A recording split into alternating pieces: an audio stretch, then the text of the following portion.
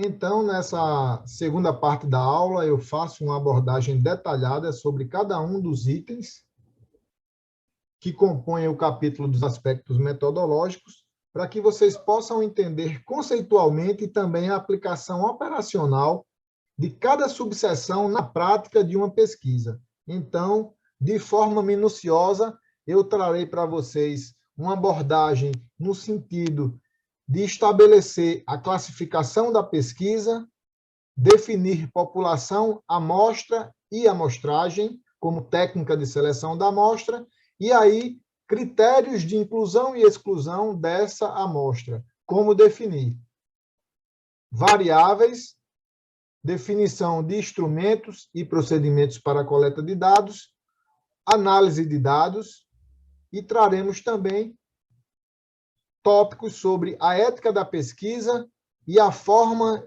de configurar o cronograma das atividades e o plano orçamentário. Então, eu convido a todos a continuar assistindo o vídeo. Então, para iniciar,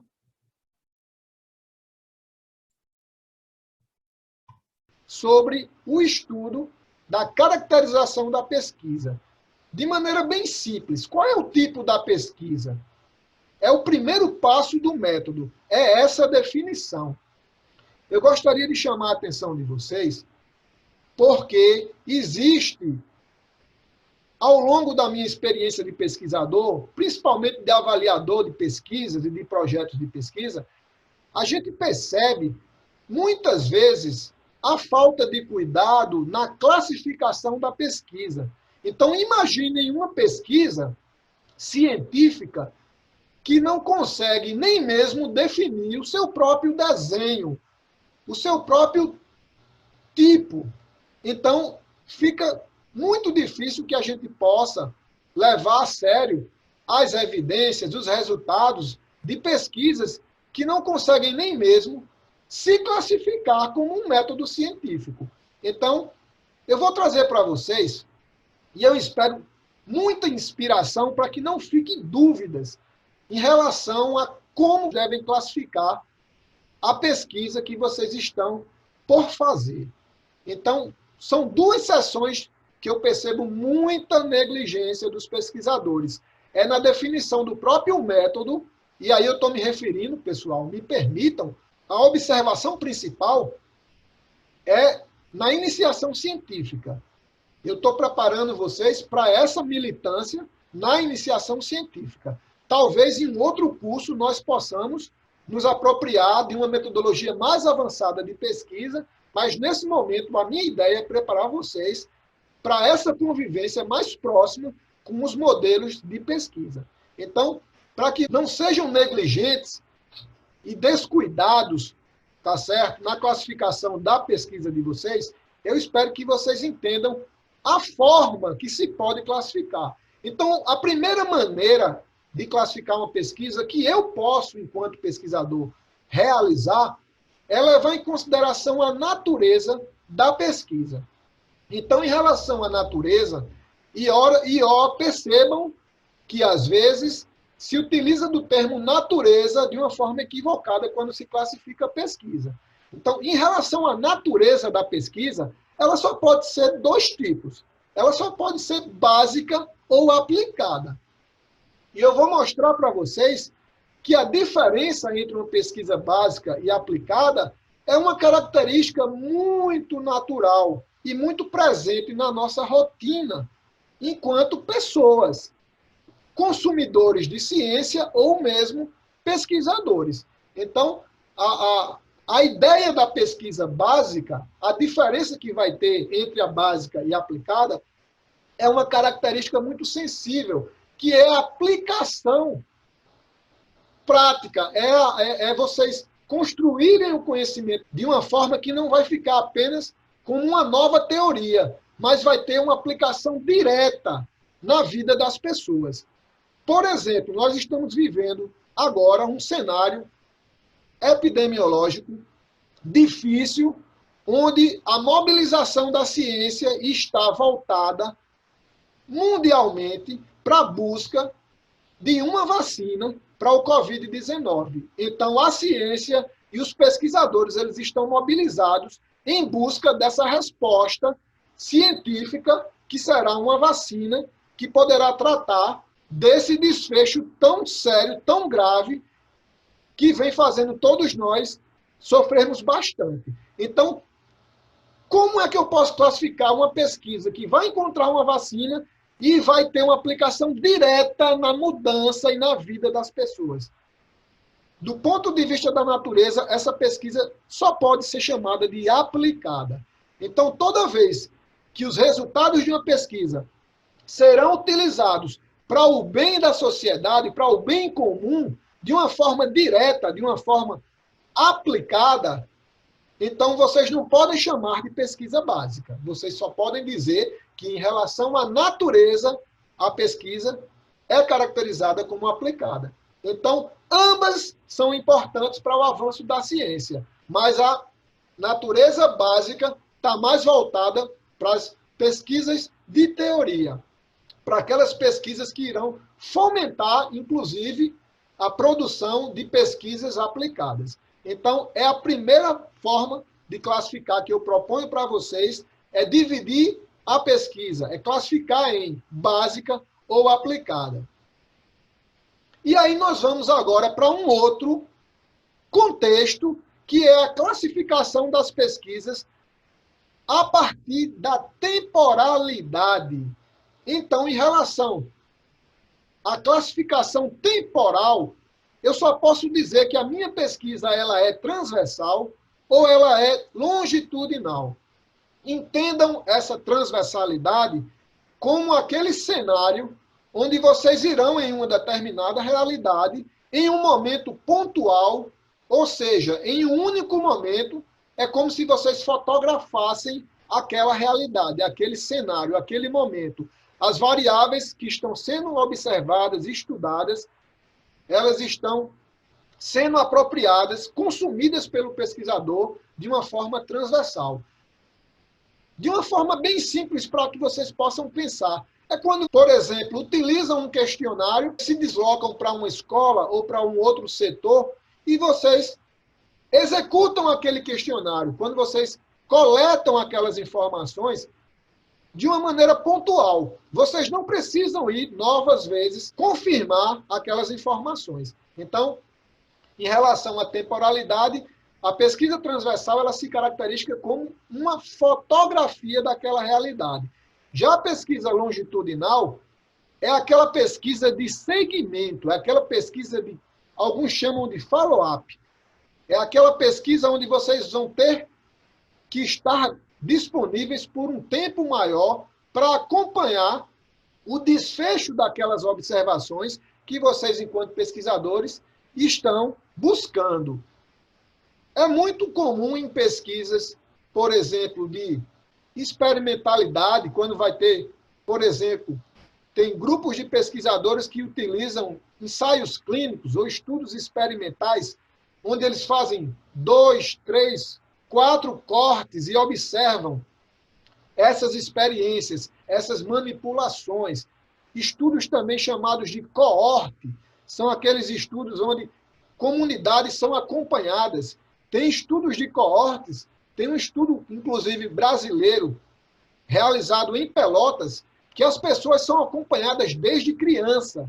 Então, existe um segmento, existe uma longitudinalidade na maneira de incluir essas pessoas na pesquisa. Daí a gente chama para pesquisas desse porte de pesquisas longitudinais. Então, pesquisas de um único momento são pesquisas transversais.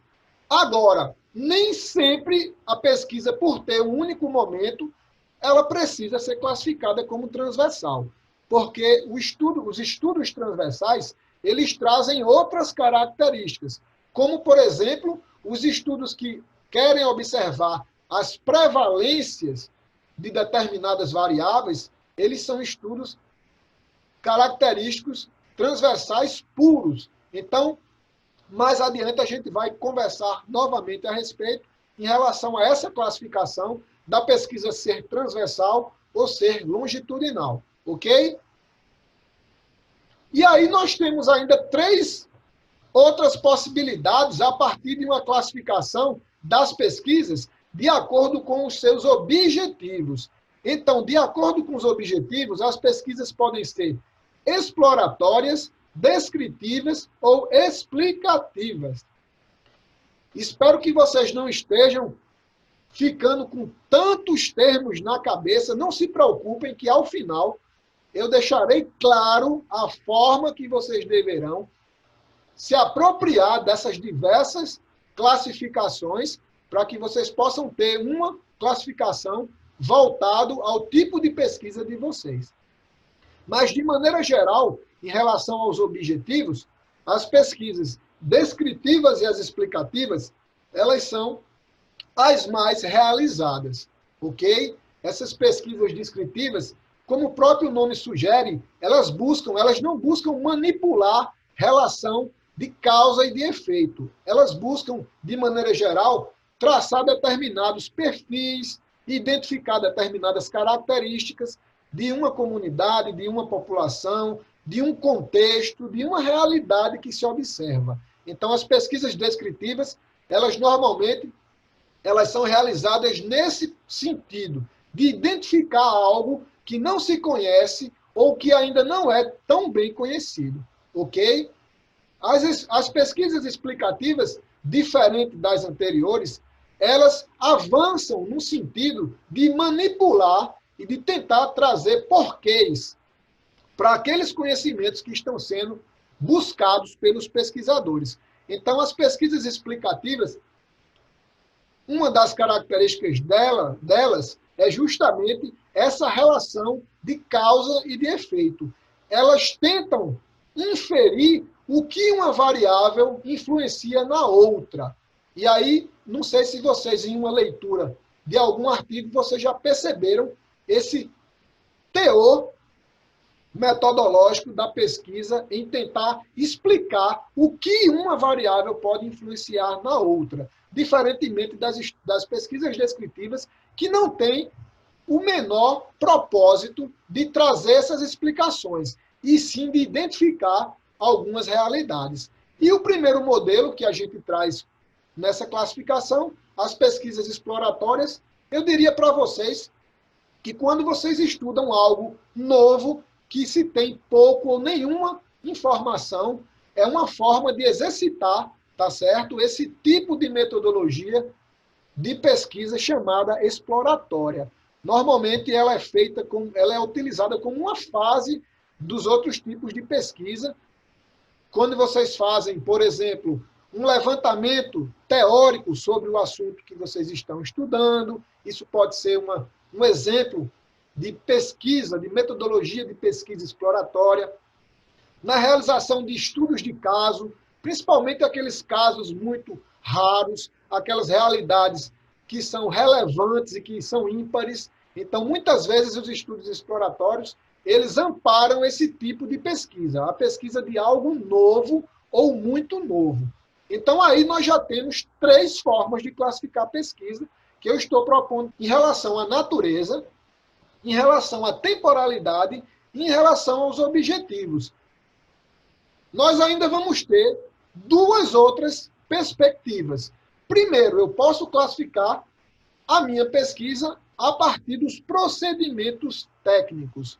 Então, a partir dos procedimentos metodológicos que serão implementados no meu modelo de projeto de pesquisa, eu posso classificar em diversos outros tipos ou tipologias ou modelos, tá certo, de pesquisa. Como, por exemplo, em relação aos procedimentos técnicos, eu posso dizer, a minha pesquisa é bibliográfica, a minha pesquisa é documental, a minha pesquisa pode ser experimental, dependendo das suas características, estudos de caso, pesquisas fenomenológicas, etnográficas, diversos outros tipos de pesquisas, qualitativas e quantitativas, elas se enquadram e se classificam a partir desse procedimento técnico-metodológico que será utilizado. E, por fim, as pesquisas podem ser classificadas a partir da abordagem da análise das informações. Percebam, em relação à abordagem de análise Como que vocês irão analisar as informações? É de uma forma quantitativa, vocês irão se apropriar de metodologias estatísticas ou matemáticas, ou de uma forma qualitativa. Então, a partir da forma de como vocês irão analisar as informações, vocês podem dividir e classificar a pesquisa de vocês em qualitativa ou quantitativa. E ainda é possível que interajam essas abordagens, quali-quanti ou quanti-quali, e se apropriem de uma abordagem mista. Então, é importante que vocês tenham compreendido essas diversas formas de classificação das pesquisas. E uma pergunta que vocês podem me fazer: Luciano, depois de todas essas informações que você trouxe, eu estou com uma série de interrogações de que tipo de pesquisa eu irei fazer. Então, reflitam sobre o problema da pesquisa, observem mais próximo de vocês as ações da pesquisa, os objetivos. Como que vocês irão conseguir responder esses objetivos, responder essa problemática? É de uma forma, em relação à natureza, é uma forma que vocês irão aplicar diretamente na prática das pessoas? Se sim, é uma pesquisa aplicada. Se não, se vocês irão apenas fomentar um material, um acervo científico, teórico, para outras pesquisas, pesquisas sim aplicadas se apropriarem, então vocês podem dizer a minha pesquisa básica. E vocês podem interagir das mais diversas formas de tipologias de classificação. Então, é possível que vocês leiam um projeto de pesquisa, é possível que a pessoa diga assim: o presente projeto trata-se de uma pesquisa básica, transversal, descritiva, do tipo estudo de caso. E ainda vai falar assim: a abordagem é qualitativa. Então, é possível que vocês se apropriem de todas as formas de classificação para rotular a pesquisa de vocês. É a melhor forma pegar o máximo de classificações? Nem sempre. Eu posso dizer para vocês, nem sempre. É possível que vocês digam: não, a minha pesquisa é qualitativa. E aí vocês definem o que é uma pesquisa qualitativa, colocam uma citação e aí fica. Eu acredito que dizer apenas que é qualitativa ou quantitativa, eu acredito que para o leitor que está iniciando naquela área de concentração do projeto, ele vai ter mais dificuldade de entender o método da pesquisa. Então, se vocês puderem utilizar 2 ou 3 combinações para classificar as pesquisas, eu acho super saudável para vocês. Então, por exemplo, é comum que se diga que o estudo é experimental, explicativo com abordagem quantitativa. Pode ser essa combinação. Agora, vocês tenham muita cautela para não fazer uma combinação equivocada. Imaginem vocês colocarem que a pesquisa ela é um estudo descritivo, e aí, em relação aos procedimentos técnicos, você diz: mas é um estudo experimental. Opa, o estudo experimental vai haver manipulação de variáveis, vai haver uma minúcia na análise de relação de causalidade. Ou seja, uma pesquisa experimental, nessa proposta que eu trago, ela seria não descritiva, ela seria explicativa. Então, uma dica que eu dou para vocês, bem legal, é buscarem na nossa biblioteca os livros que estão lá disponíveis e estudarem e lerem nessa seção, nesse capítulo de classificação das pesquisas. Eu acredito que vai ser de grande proveito para que vocês possam exercitar melhor essa forma de classificar o estudo de vocês. Aí eu vou trazer agora para vocês um exemplo. Então, nós temos aqui um exemplo de um estudo, de um projeto de pesquisa sobre nível de atividade física e de qualidade de vida de alunos, dos alunos do curso de formação de soldados da Polícia Militar da Paraíba. Esse exemplo é de um projeto de pesquisa que já amadureceu e que foi fruto de um TCC de um dos nossos alunos lá do curso de bacharelado em Educação Física da UFPB. Então, esse exemplo aqui, o pesquisador, ele classificou o projeto dele, ou a pesquisa, como descritiva de delineamento transversal. E aí vocês vão perceber que ele vai conceituar o que é uma pesquisa descritiva. É importante que na seção dos métodos vocês caracterizem a classificação da pesquisa, mas que vocês conceituem. Quem vai ler o projeto precisa entender e confirmar se o que vocês estão dizendo que é o tipo da pesquisa, se ela realmente tem aquela característica. Então, é importante que conceituem o tipo da pesquisa, inclusive utilizem de uma citação para isso, ok? Então, ele classifica como descritiva, ele explica que a pesquisa descritiva tem como objetivo primordial a descrição das características de uma determinada população, e também ele descreve sobre ela ser transversal. Por que transversal? E aí, vocês podem perceber que aqui ele descreve em relação ao tempo desse delineamento do estudo. Então, é importante que vocês, primeiro, façam o exercício de classificar bem a pesquisa de vocês e, na sequência, que busquem na literatura um conceito e um amparo teórico, ou seja, um autor intelectual que conceitue bem aquele tipo de pesquisa. Como no exemplo apresentado, nós temos aqui o Gil, 2010, que é um livro, inclusive, excelente, que está na nossa biblioteca, Como Elaborar Projetos de Pesquisa.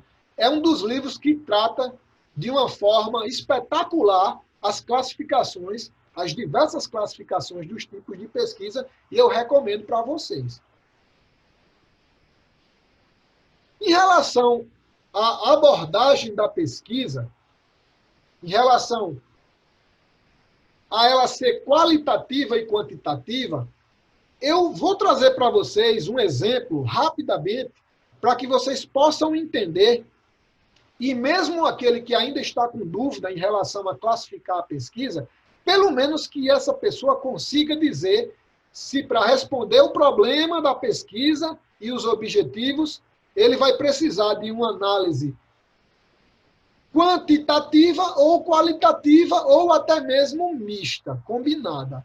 Então, entender, pelo menos, esse corte de classificação vai facilitar para vocês, para aqueles que vão, pelo menos, entender que a pesquisa ela é quanti, ou ela é quali, ou ela é quali-quanti, ou ela é quanti-quali. Ok? Então, a depender da escolha de vocês, vocês vão por caminhos totalmente diferentes. Inclusive, particularmente, eu tenho algumas ressalvas em relação à mistura das abordagens qual e quanti.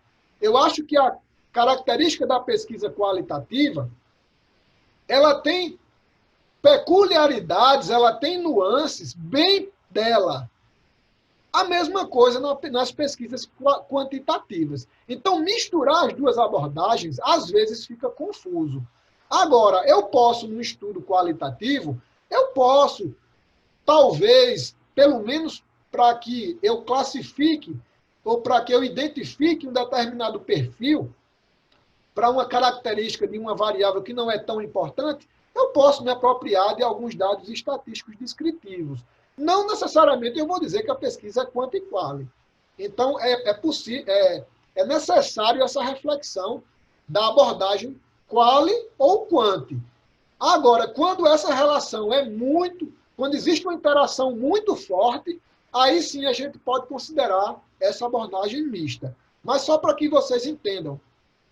Um exemplo da pesquisa quantitativa, eu poderia buscar a frequência de estudantes dos cursos de educação física, da licenciatura e do bacharelado. Eu poderia buscar, através de um questionário, uma resposta que me levasse a uma prevalência dos dias que eles praticam exercício físico, do número de vezes. Então, como é que eu iria responder a uma pesquisa como essa, uma pergunta como essa?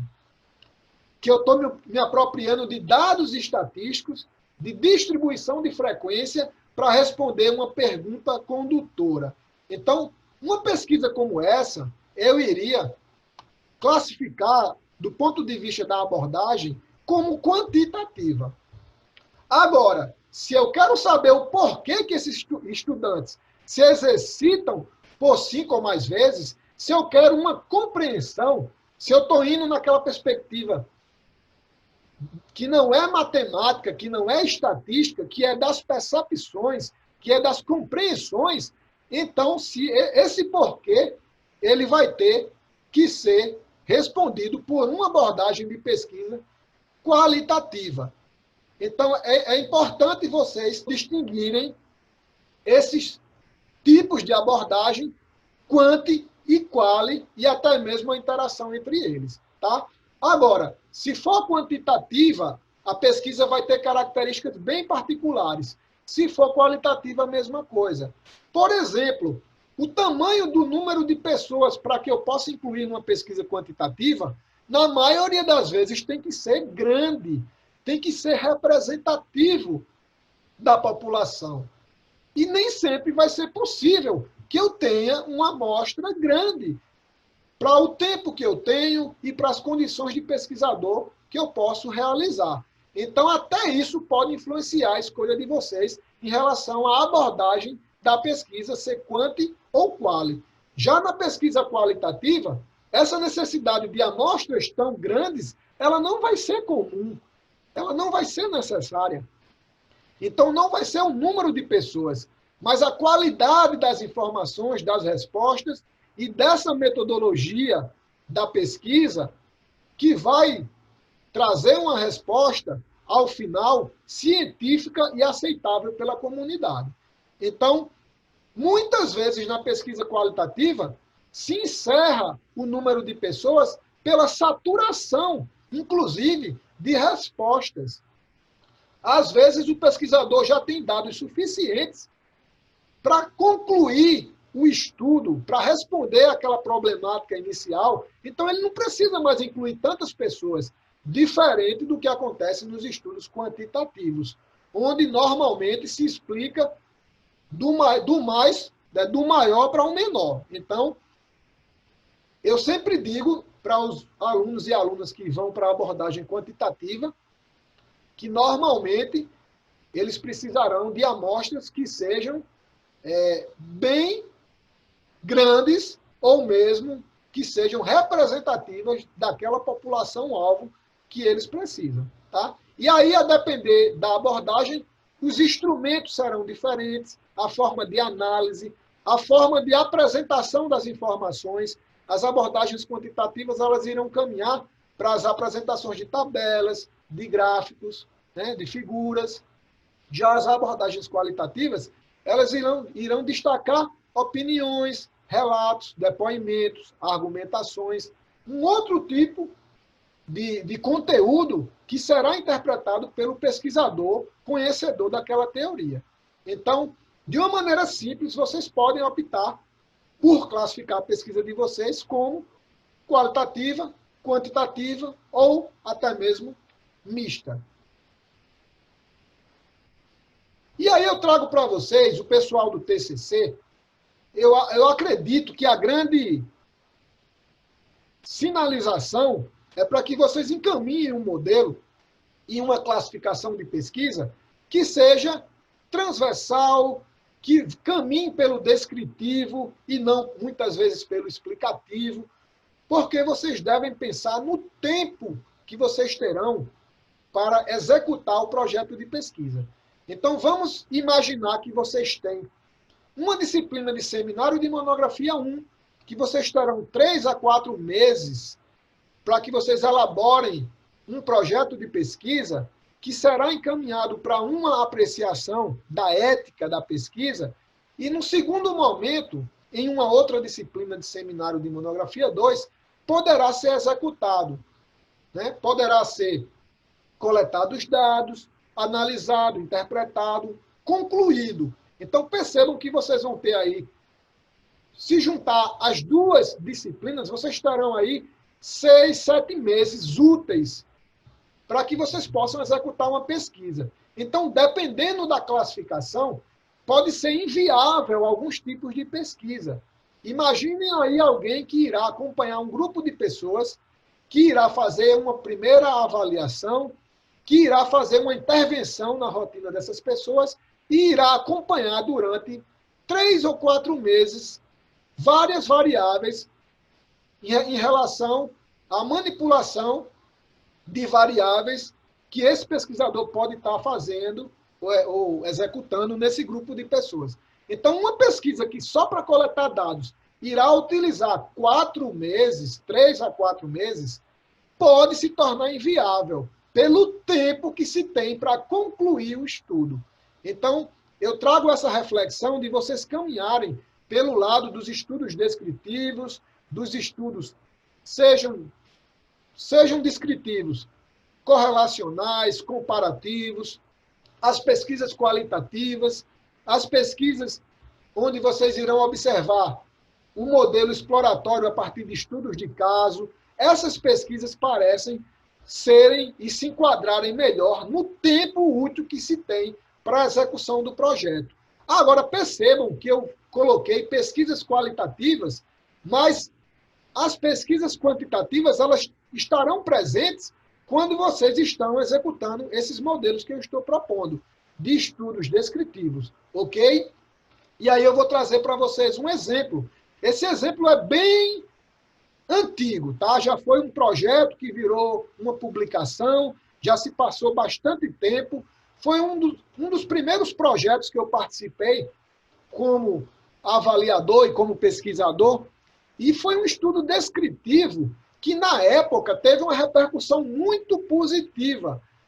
Percebam, um estudo descritivo onde a gente não manipulou variáveis no sentido de buscar respostas de relação de causalidade. A gente queria entender apenas como é que estava a composição corporal de profissionais de 2 categorias ocupacionais. E aí nós tínhamos taxistas e tínhamos carteiros. E aí eu estou falando do ano de 2003. Então, em 2003, essas atividades ocupacionais, elas traziam características, por exemplo, os taxistas, eles traziam características de sedentarismo na execução da profissão. Ou seja, aquela pessoa que está lá, que passa o dia lá, guiando, né, desenvolvendo o seu trabalho, onde ele tem uma movimentação, vamos dizer assim, pequena. Ele está sempre dentro do carro, do automóvel, e está ali passando um tempo grande do seu dia, onde o dispêndio de energia acaba sendo pequeno. E aí a reflexão dessa problemática ia para uma outra atividade de carteiros, que naquela época, e aí 2003, nós tínhamos ainda uma profissão que tinha um nível de atividade física considerado significativo, ou seja, eles se movimentavam muito ainda. A questão de andar e se deslocar a pé, ou mesmo por meio de bicicleta. Então, a gente percebia uma categoria diferente dos motoristas, dos taxistas, a gente percebia uma categoria ativa. Então, isso foi um trabalho, foi um projeto de TCC, de um estudo descritivo, que foi feito num tempo curto, em uma coleta transversal, pontual. Um único momento se coletou dados de carteiros, tá certo? E de taxistas, obviamente em locais diferentes, mas em momentos pontuais. E se obteve uma publicação importante. Então fica a reflexão desse modelo, desse exemplo, de vocês buscarem classificações, tipologias de pesquisas que sejam viáveis de diversas formas, de diversos pontos de vista, inclusive do tempo que vocês terão para executar a pesquisa. Eu espero que vocês estejam entendendo essa argumentação. Vamos considerar que vocês entenderam a respeito do tipo de pesquisa. Opa, já sei classificar o meu estudo. Então, agora nós vamos avançar para os próximos elementos. E o próximo elemento, e eu vou usar uma linguagem, me permitam, os qualitativistas, a gente ainda usa, na metodologia do trabalho científico, a gente ainda usa muitas terminologias positivistas e de modelos mais das ciências naturais. Então, me permitam a utilização de população e de amostra. Então, nós temos, depois da definição do tipo de pesquisa, nós temos a necessidade de deixar claro no nosso projeto de pesquisa, eu estou falando na redação do projeto, quem serão os participantes, quem serão as pessoas, quem serão os sujeitos, quem serão os indivíduos.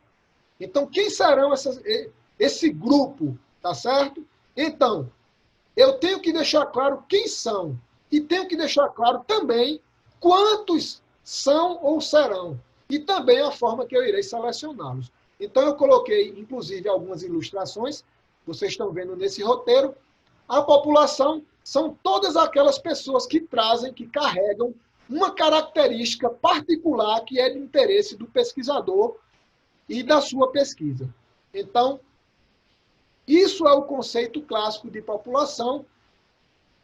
Por exemplo, todos os estudantes da licenciatura do curso de Educação Física da UFPB, todos os estudantes juntos formam a população da licenciatura de Educação Física da UFPB. Estou me referindo à população discente, ok? A mesma coisa para o curso de bacharelado. Quando eu pego todos os estudantes, sem exceção, todos, na integralidade, que estão matriculados nesse semestre ou em semestre anterior, e coloco todos eles juntos, eu estou dizendo que eu estou me apropriando da população discente de bacharéis, de bacharelandos, me desculpem, do curso de Educação Física da UFPB. Então, é fácil entender o que é a população. Nem sempre eu posso incluir a população completa.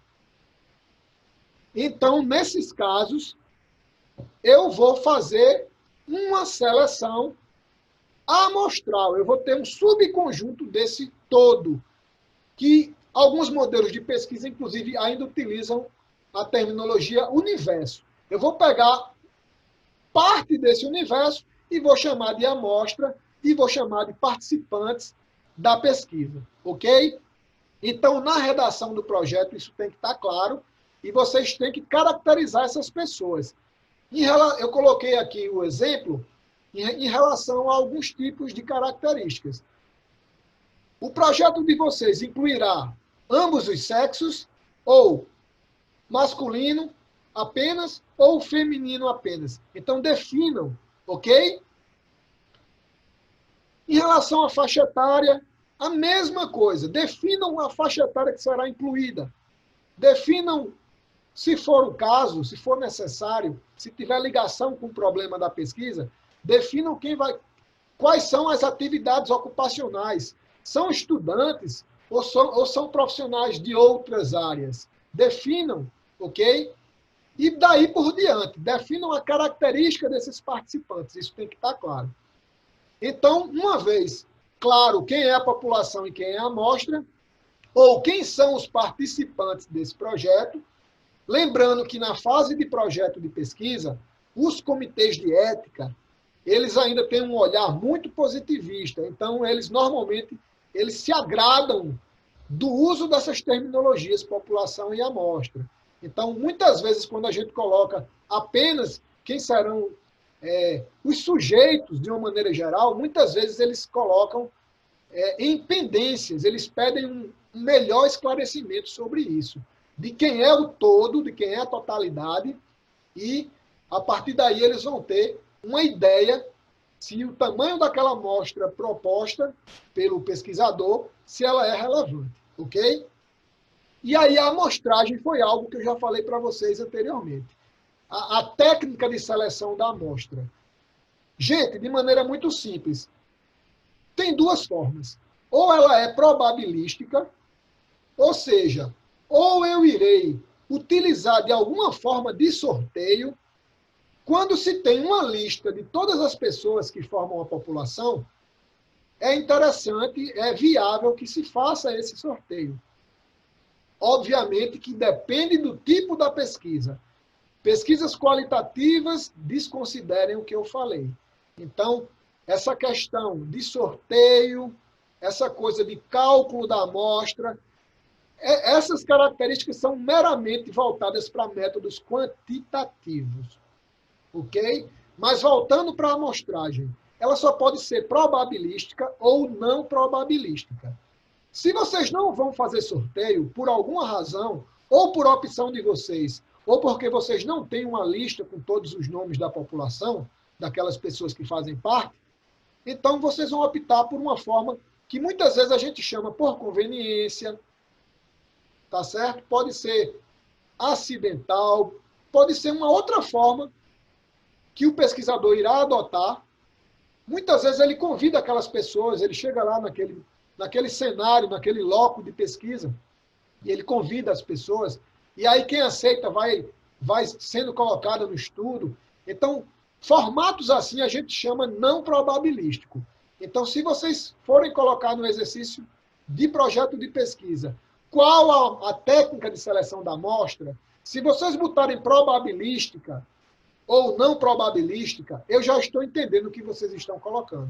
Eu estou entendendo que vocês farão sorteio ou não, ou será por conveniência, ok? Um ponto importante é definir critérios de inclusão e de exclusão dessas pessoas que serão alçadas ao projeto de pesquisa de vocês, que serão captadas por vocês, que serão convidadas a participar. Então, definir critério de inclusão e de exclusão é muito importante. E eu vou mostrar para vocês por quê, e também que há muito equívoco e muita confusão principalmente que estão iniciando na elaboração de projetos de pesquisa, na hora de definir critérios de inclusão e de exclusão.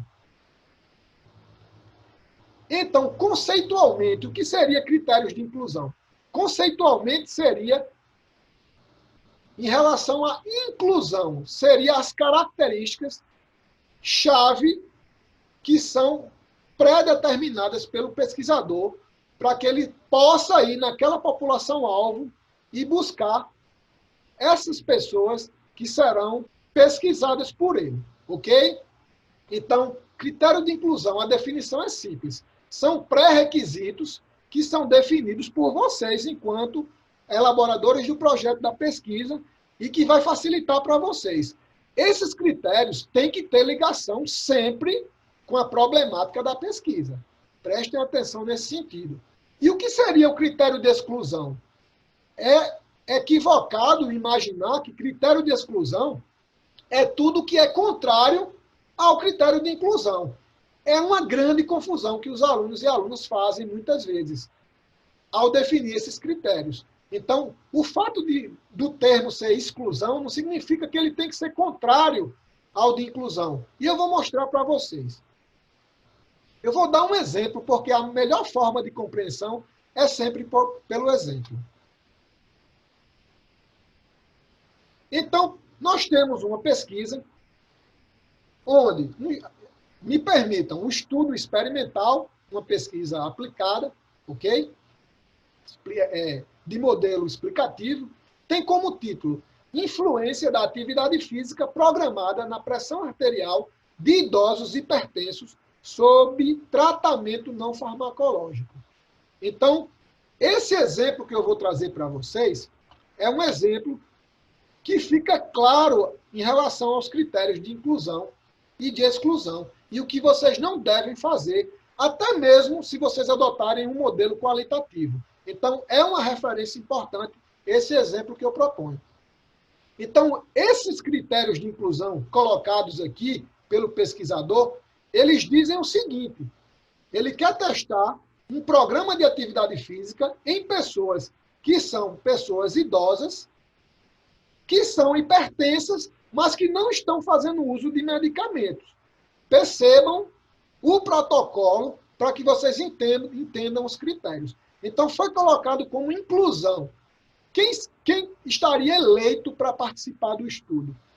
Pessoas com pressão arterial entre 90 e 100, ou superior a 140 até 160 milímetros de mercúrio. Então, percebam que enquadra uma faixa pressórica para ser incluído, inclusive com segurança, no estudo. Outros critérios não foram colocados como inclusão. Então, se a pessoa tem 60 anos ou mais, é classificado como idoso, hipertenso, dentro dessa faixa pressórica, ele está elegível para esse tipo de pesquisa. Agora, quais seriam os critérios de exclusão? Qual seria o erro aqui? Colocar o contrário do critério de inclusão. E aí eu vou mostrar para vocês uma série de critérios de exclusão que não são contrários ao critério de entrada na pesquisa. Então, tem uma série, o que vocês estão percebendo aí em vermelho, tem uma série de comorbidades que, se essa pessoa tiver, mesmo ela estando atendendo esse critério de inclusão, ou seja, idoso, com pressão alta, dentro dessa faixa estabelecida, mesmo assim, se eu tiver uma série de comorbidades que os autores do projeto, ou que o autor do projeto colocou como exclusão, eu estou fora. Então, para ficar ainda mais claro para vocês, me permitam, gente, mostrar erros comuns, que é justamente utilizar como critério de exclusão apenas o que é contrário ao de inclusão. Então, o que vocês devem entender é que quando vocês estabelecem critérios de inclusão, todos os que têm aquela característica, que estão aptos a ser participantes, eles estão dentro da pesquisa. Agora, a partir de outros critérios que vocês vão chamar de exclusivos ou de exclusão, essas pessoas, mesmo atendendo o primeiro critério, que era de ser incluído, ele estará fora. Então, o que seria um erro comum? Utilizar o contrário da mesma variável. Eu vejo alguns projetos que os alunos e alunas colocam critério de inclusão, sexo masculino, critério de exclusão, sexo feminino, ou vice-versa. Critério de inclusão, maior que 18 anos. Critério de exclusão, menor que 18 anos. Isso está errado, gente. Então, o conceito de critério de inclusão e de exclusão não são coisas que se contrariam, não. Critério de inclusão deixa apto todas as pessoas que se enquadram. Agora, mesmo apto a entrar na pesquisa, por outros critérios pré-estabelecidos e chamados de exclusão, eu posso ficar de fora. Então, eu espero que vocês tenham entendido, porque é muito recorrente esse erro de colocar critério de inclusão e exclusão como se fosse apenas o contrário um do outro, e quando, na verdade, não é isso. Ok? Outros critérios de inclusão e de exclusão equivocados é quando eles não têm relação nenhuma com o problema ou com os objetivos da pesquisa. E aí a gente chega às variáveis e instrumentos para a coleta dos dados. Em relação às variáveis, são aquelas observações, aquelas características, todos aqueles atributos que interessam ao pesquisador e que estão estreitamente ligados com a problemática em questão. Então, essas variáveis elas vão ser coletadas em um momento apropriado, depois que esse projeto já é aprovado por um comitê de ética, se é que esse projeto irá incluir pessoas, seres humanos, e haverá uma coleta de dados, e haverá a necessidade de passar por um comitê de ética. Então, essas variáveis elas devem ser definidas. Vocês devem deixar claro quais são as variáveis e descrevê-las. Então, o capítulo do método tem que ter riqueza de detalhes. Então, vocês têm que dizer quais são as variáveis e também descrevê-las.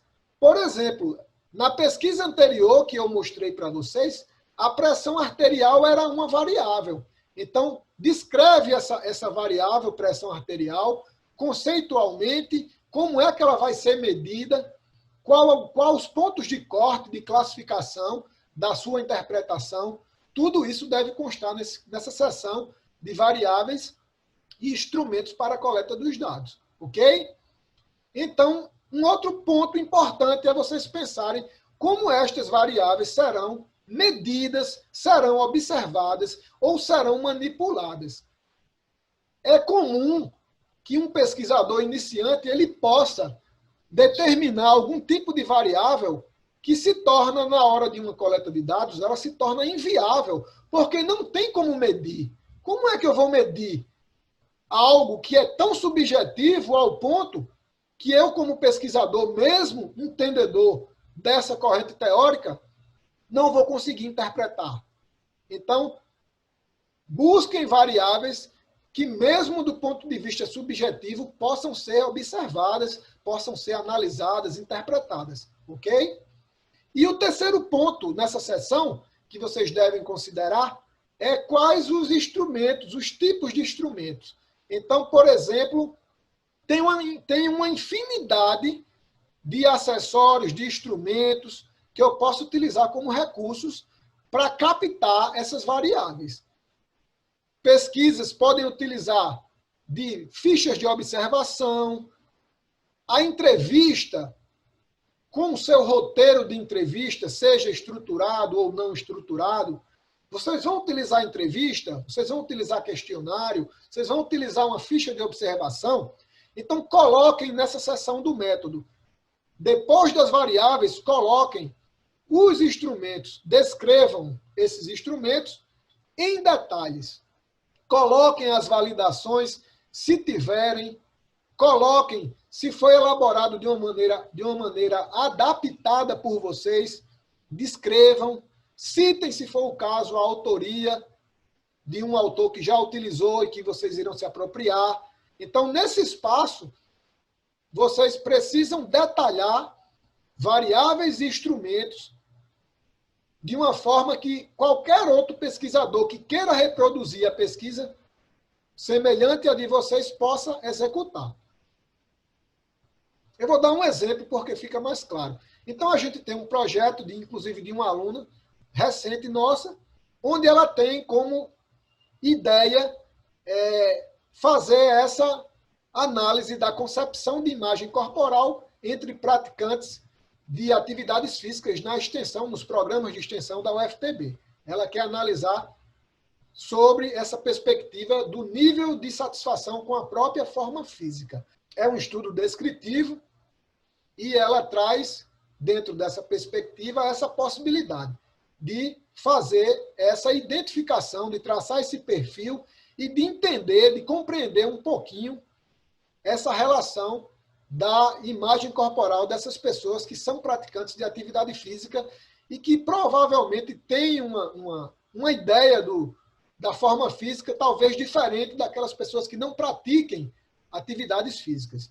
Então, esse seria o pressuposto para esse projeto de pesquisa. E como variáveis, percebam que está aqui disposto uma série de variáveis. Algumas estão mais próximas do problema da pesquisa e outras são variáveis mais auxiliares. Como, por exemplo, ela colocou como variáveis sexo, idade, cor da pele, estado civil, renda, quer dizer, variáveis sociodemográficas, que certamente serão apenas para apoiar essa sustentação teórica das variáveis principais, que me parece, nesse exemplo, ser a imagem corporal, né, e o próprio nível de satisfação com essa imagem corporal. Então, percebam que tem aqui as variáveis, os instrumentos, nesse caso, serão questionários.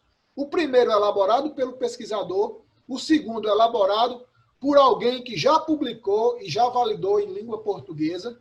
Então, vocês percebam que há uma descrição aqui, que há uma descrição do questionário e a citação desse autor, que é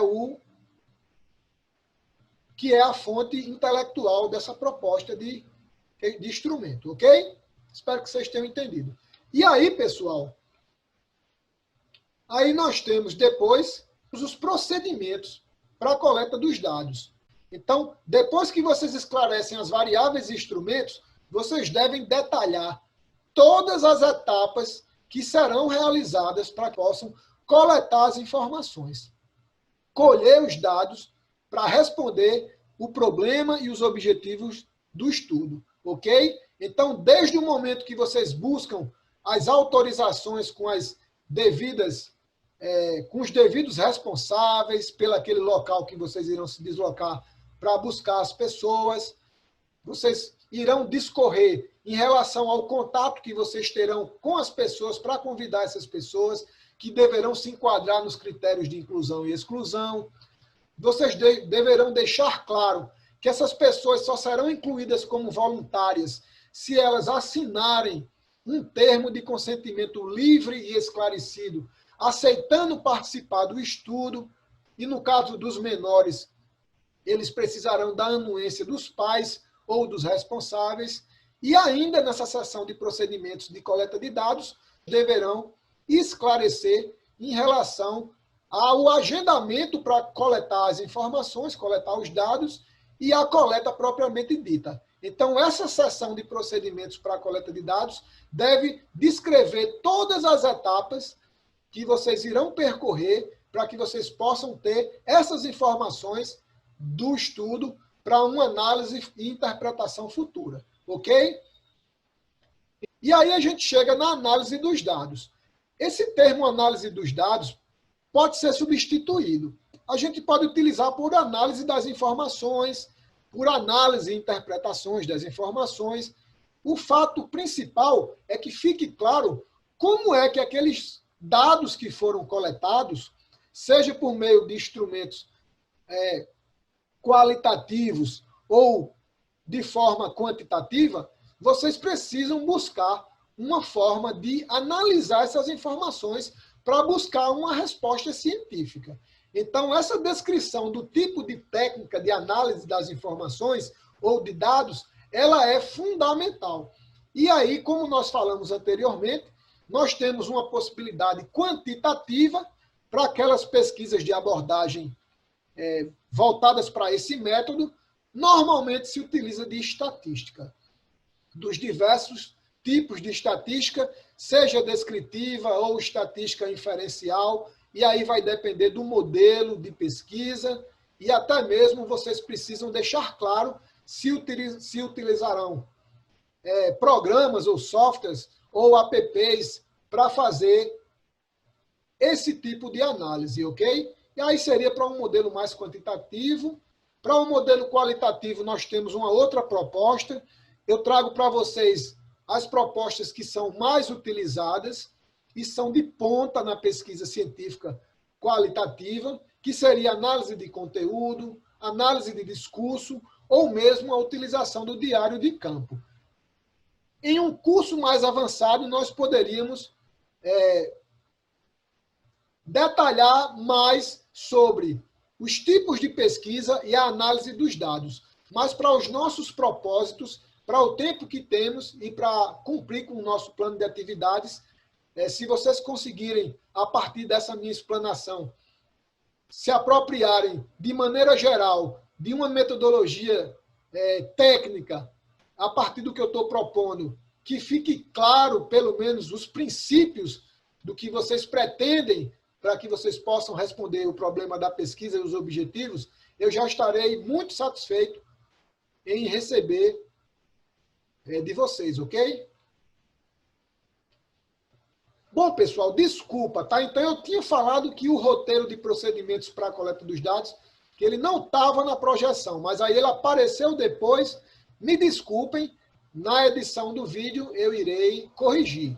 Então, esses procedimentos para a coleta dos dados, ele já foi explicado para vocês, então eu vou apenas apresentar um exemplo daquela pesquisa anterior, da imagem corporal. Os procedimentos poderiam ser esses: contato e autorização para a coleta dos dados, e aí essa pessoa deverá buscar esse contato e essa anuência com as autoridades competentes pelo aquele local que ele irá ter que estar para buscar as pessoas e coletar as informações.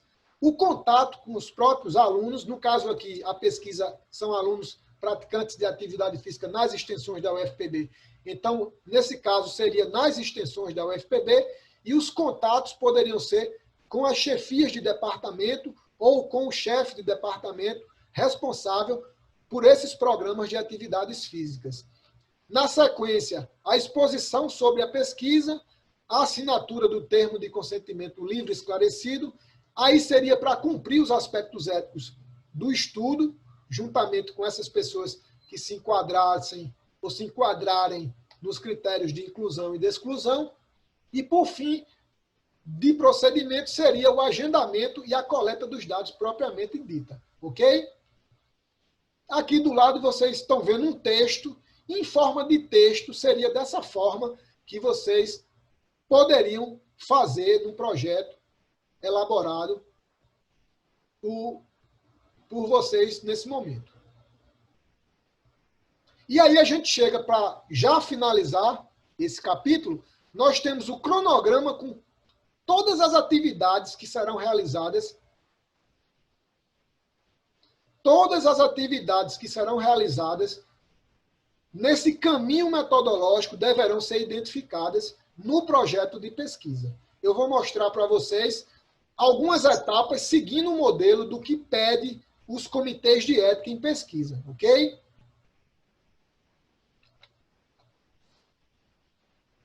Então, esse é um modelo que traz datas que são sugeridas pelo atual formato dos comitês de ética em pesquisa. Então, esse cronograma de atividades ele pode ser bem mais detalhado. Inclusive, aqui está no formato da pesquisa que vai ser submetida em uma plataforma online chamada Plataforma Brasil, que hoje é a forma que o pesquisador tem de acessar o comitê de ética, de submeter o seu projeto, é via Plataforma Brasil. Então, o cronograma, as etapas da pesquisa, elas devem ser colocadas com datas de início e de término. Normalmente, essas datas estarão ligadas com o próprio processo de submissão do projeto de pesquisa na Plataforma Brasil, que é a plataforma de interação entre pesquisador e comitês de ética. Então, em uma aula sobre ética da pesquisa, nós poderemos detalhar melhor sobre todas essas etapas e, para os fins de exercício, será uma etapa opcional. Ou seja, vocês não precisarão, no nosso exercício de conclusão de curso, colocar preenchimento nesse elemento de cronograma, ok? Mas percebam que tem etapas que vão desde a elaboração do projeto até a defesa da monografia e envio do relatório da pesquisa para o Comitê de Ética em Pesquisa. E aí nós temos o orçamento, né? Toda pesquisa, ela precisa, para ser realizada, ela precisa de um plano orçamentário.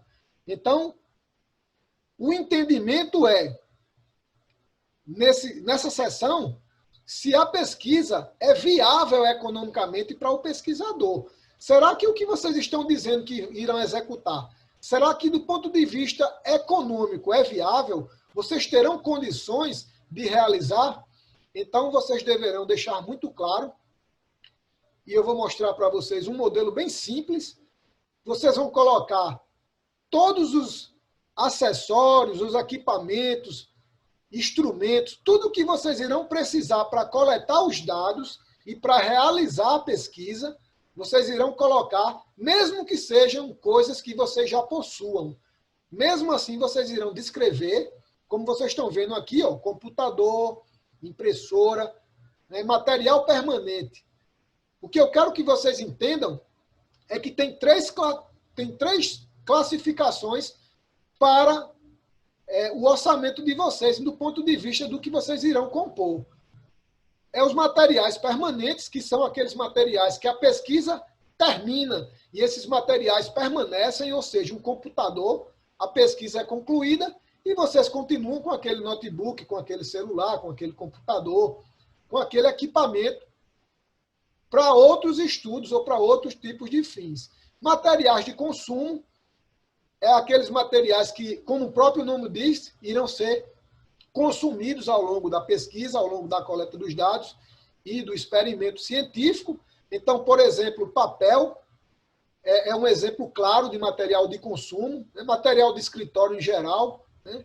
E serviços, se for o caso. Se vocês precisarem de, por exemplo, se vocês forem recorrer a um estatístico ou alguém para digitar o projeto de vocês, Tudo isso aí poderá entrar na seção de serviços do plano orçamentário do projeto de pesquisa. Então, coloquem o material, seja permanente de consumo ou serviços, e coloque o valor estimado. Repito, mesmo que vocês possuam já esses materiais, devem ser detalhados e descritos, e vocês devem abrir no rodapé da tabela ou do quadro, vocês devem abrir uma observação dizendo quem arcará com esse orçamento. Serão recursos de vocês, dos próprios pesquisadores, ou vocês terão o fomento de algum tipo de, vamos dizer, de entidade ou algum tipo de edital que irá patrocinar a pesquisa. Então, se isso acontecer, vocês deixarão claro. Se for disponibilizado por algum laboratório, por algum grupo de pesquisa, que isso fique claro nessa sessão de orçamento financeiro. Ok?